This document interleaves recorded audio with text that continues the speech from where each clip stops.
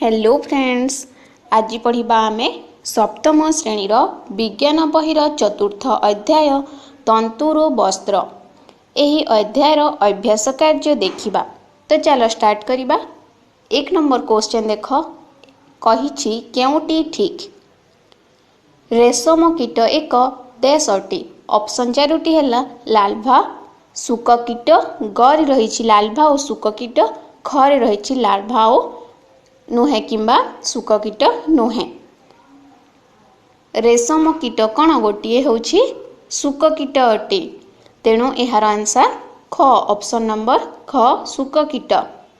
2 number question रही केउटिरु पशम मिले नहीं। तो देख ऑप्शन गुड़िक कौन कौन रही चमरी गाई, ओट, छेली, लोमस, कुकुर।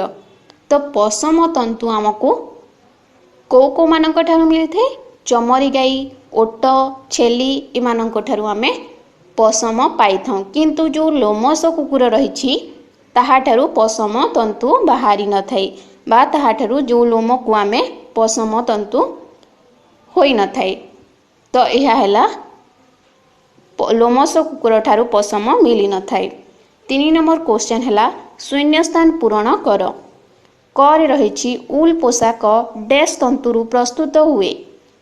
उल पोशाक कौठारू प्रस्तुत होता है? उल होची गरम पोशाक, ताठारू स्वेटर प्रस्तुत होता है। तो यह पशम बा जो लोमयुक्त चमरी गाई, ओट, छेली जो रही थांती से ठारू पशम तंतु बाहरी थे और से तंतुरु उल प्रस्तुत हुए, ताठारू पोशाक प्रस्तुत होता है।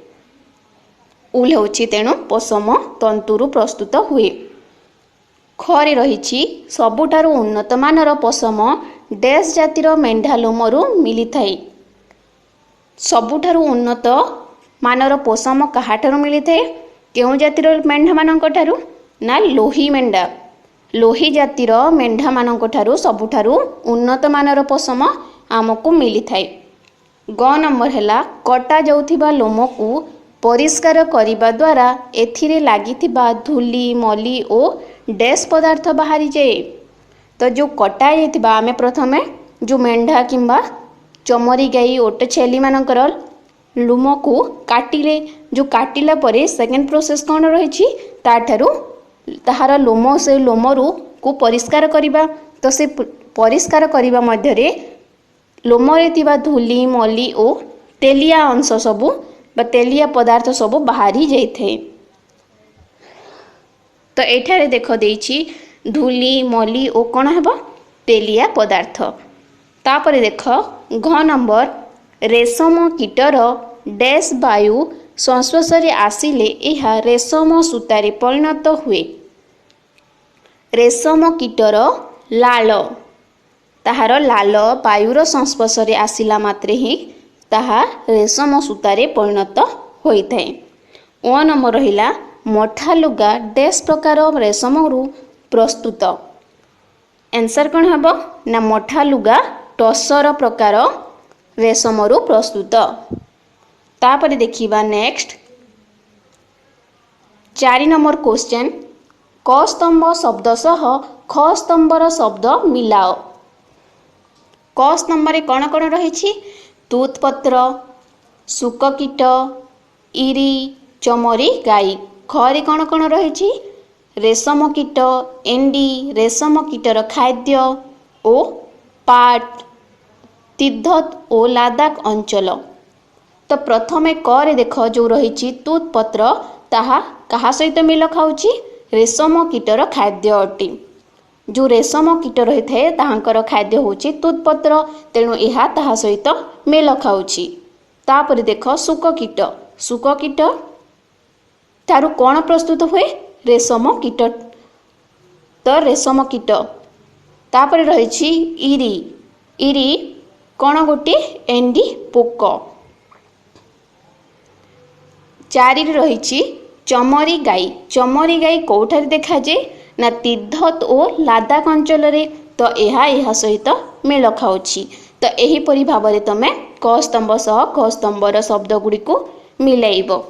तापर देख 5 नंबर क्वेश्चन मेंढा लोमरू पशम प्रस्तुतिर निम्नलिखित सोपान गुड़ी को ठीक क्रम सजाओ। तो एठारे च नंबर पर्यंत क रु च पर्यंत केते गुड़िए रही सोपान रही तांकु आमे ठीक सोपान रे सजेकी लिखिबा। तो क नंबर सोपान रे रही देख अति छोट लोम गुड़ी को अलगा करिबा। ख रे रही लोम को परिष्कार करिबा। ग रे रही लुगा बुणीबा। घ रे रही सूता काटिबा। उ रे वर्धित लोम को काटिबा और च रे रही तंतुरे रंग देबा। तो देख यही जो आमे सेंटेंस गुड़ी को पढ़िले यह क्रम रे अछि कि क्रम रे नाहंती। तो ए गुड़ी को आमे सजेकी लिखिले बा गोटे ठीक क्रम रे लिखिले कौन हेबो प्रथमे कोटा सेंटेंस टा आसीबो ना वर्धित लोम को काटिबा यह हेबो एक नंबर। जो मेंढा किंबा चमरी गाई आदि सबु जो लोमित पशु जंतु रही थांती सेमानंकर वर्धित लोम को कटा जाइथे। तापरे कौन होइते सेकेंड प्रोसेस होची सेही लोम को परिष्कार करिबा। सेथिरे जो धूली मली तेलिया अंश रही थे ताहा द्वारा परिष्कार हो जाए। 3 नंबर प्रोसेस कौन रही ना अति छोट लोम गुड़ी को अलगा करिबा। जोटा सबुठार छोट छोट लोम रही थे से गुड़ी को आमे अलगा करिबा होची 3 नंबर प्रोसेस। 4 नंबर कौन ना तंतुरे रंग देबा। जो तंतु पाइले सेहिटा को आमे रंग देबा। तापरे 5 नंबर हैला सूता कटिबा। ताठारु तंतुरु सूता प्रस्तुत करिबा। और 6 नंबर हैला लुगा बुणीबा। जो सूता काटिला परे ताठारु से सूता को व्यवहार करिकी लुगा बुणीबा। तो यह हैला क्रम रे आमे सजेइले। तापरे देख 6 नंबर क्वेश्चन बाम पार्श्वर शब्दर संपर्क को लक्ष्य करी दक्षिण पार्श्वर उपयुक्त शब्द लेख। क रे रही मेंढा लोम। मेंढा लोम कौन कहुए पोषम अटे सेहीपरि कोसा। कोसा कौन रेशम हेबो। ख रे रही टसर। टसर मठा प्रस्तुत हुए तूथ कौन हुए पाट प्रस्तुत हुए। ग रे रही मेंढा। मेंढा कौन खाए घास पत्र खाए से एक तृणभोजी प्राणी अटे। सेहीपरि रेशम कीट। रेशम कीट कौन खाइते ना तूत पत्र खाइथे। तापरे देखिबा नेक्स्ट 7 नंबर क्वेश्चन क रे रही अंडा। ख रे रही प्यूपा। ग रे रही लाल्भा और घ रे रही रेशम कीट। रेशम पोक जीवन चक्रर विभिन्न अवस्था क ख ग घ को ठीक क्रम रे लेख। तो एठारे जो देखिले आमे चारोटी क ख ग घ ऑप्शन ए गुडी को आमे एहा होची रेशम पोकर जीवन चक्रर गोटे गोटे अंश। तो ए गुडी को आमे ठीक क्रम रे सजेकी लेखिबा। ताहार जीवन चक्र किपरि होइते ताहा एठारे दर्शाइबा। तो देख प्रथमे कोन हेबो प्रथमे रेशम कीट। तापरे रेशम कीट कौन करते ना से अंडा देते। तो ख ऑप्शन रे जो क रे रही अंडा ताहा हेबो 2 नंबर। तापरे कौन होइथे ना अंडारू लाल्भा बाहरी थे ओ तापरे प्यूपा। तो यह हैला रेशम पोकर जीवन चक्रर अवस्था गुड़िक। तापरे देख 8 नंबर क्वेश्चन टिप्पणी लेख। कौन कौन रही क रे रही कोसा। कोसा विषय रे आमे कौन टिप्पणी देबा ना रेशम तंतु पाइबा पई रेशम कीट पालन करा जाइथे। आमे रेशम तंतु कहा ठारू पाऊ ना कि रेशम कीट ठारू। तो यह हैला रेशम कीट रेशम तंतु पाइबा पई मुख्यतः पालन करा जाइथे। रेशम कीट कोसा प्रस्तुत करिथाए और सही कोसा को संग्रह करा जे ओ तहिरू रेशम सूता बाहर करा जाइथे। तो यह हैला रेशम कीट ही कोसा प्रस्तुत करिथाए। ख रे रहिला मेंढार खाद्य। आमे माने तो जानिछे कि मेंढा होची तृणभोजी प्राणी अटे। से माने मुख्यतः घास पत्र खाइबा को भल पाई थांती। एहा व्यतीत कौन कौन खाई थांती ना शस्य डाली चोकड़ ज ओ पीड़िया। पीड़िया सहित किछि कि लुण मिसाइकी मेंढा मानकु खाइबा पई दिया जाइथे। ओ शीत दिने मुख्यतः मेंढा मानकु घरे रखा जाइथे ओ घरे रखिकी सेमानकु पत्र शस्य दाना और सुखिला नड़ा आदि सबू दिया जाइथे। तो यह है मेंढार खाद्य। तापर देखिबा ग नंबर रेशम चाष। रेशम चाष कौन ता विषय आमे देखिबा। तो रेशम तंतु पाइबा पई रेशम कीट पालन को रेशम चाष कुहाजी।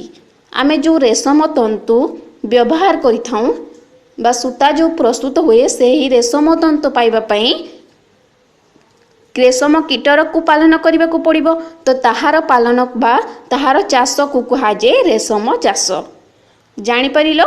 तो रेशम चाष एक कौन गोटे लाभजनक कुटीर शिल्प अटे। तेणु यहाको बहुल मात्रा रे करा जाइथे। रेशम चाष पई विशेष किछि वैज्ञानिक ज्ञान कौशल किंबा अधिक मूल्यधन किंबा जो मूलधन किंबा बिजुली शक्तिर आवश्यकता पड़ी न थाई। एणु जे कोनोसी भी लोक बा दुर्गम अंचल रे यह चाष सफलतार सह करा जाई थाई। यह हैला रेशम चाष। तापर देखिबा कौन रही घरे मनोनीत प्रजनन।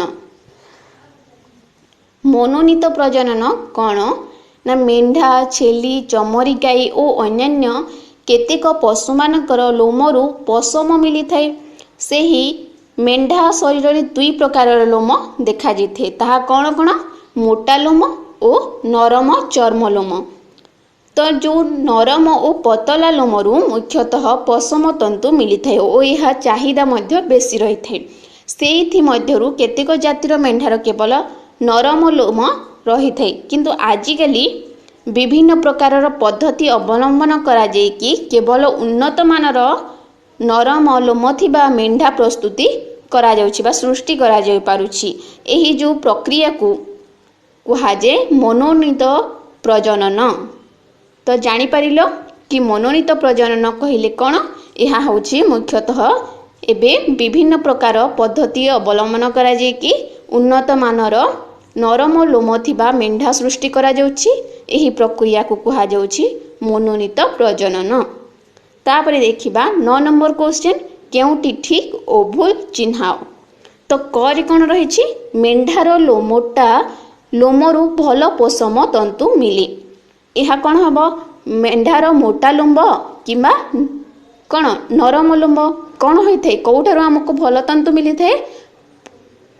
यह हेब मोटा हेब नाही नरम मेंढार नरम तंतुरु बा नरम लोमरु आमको भल तंतु मिली थाए। तो यही सेंटेंस टी भूल हेब मोटा हेब नाही। तापर देख खरी रही शीत दिने मेंढा को घरे रखी पत्र दाना नड़ा खाइबा को दिया जाइथे। यह ठीक अटे।